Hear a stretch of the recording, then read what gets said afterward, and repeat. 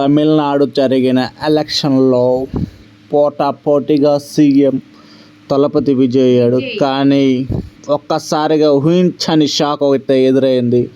ఇప్పుడు కావాల్సిన సీట్లు 118, కానీ వచ్చింది 104 మాత్రమే. ఇంకా అతను పార్టీని పెట్టాలంటే ఇంకా అతనికి 11 సీట్లు దాకా కావాలి. సో విజయ్ ఏం చేస్తున్నాడు, కాంగ్రెస్తో పొత్తుతో పెట్టుకుని రాహుల్ గాంధీని అడిగాడు. రాహుల్ గాంధీ సరే ఇస్తాను, నా 5 సీట్లు నీకే ఇస్తాను అని చెప్పాడు రాహుల్ గాంధీ.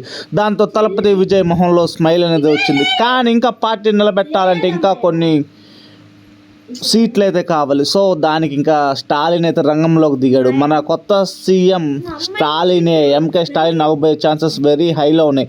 ఎందుకంటే డిఎంకే, ఏఐడిఎంకే కలిసి పార్టీని నిర్వహించబోతున్నారు. గత 50 సంవత్సరాల నుంచి కొట్టుకో తింటున్న వీళ్ళిద్దరూ ఈరోజు కలవడానికి రీజన్ ఏంటి? దళపతి విజయ్ సీఎం అసలు అవ్వకూడదన్నా, లేకపోతే మరి ఏంటి, ఇంకేదైనా ఉద్దేశపూర్వకంగా చేయాలని చెప్పి ఆలోచిస్తున్నారా వీళ్ళిద్దరూ? మళ్ళీ కొద్దిసేపులో తెలుసుకుందాం.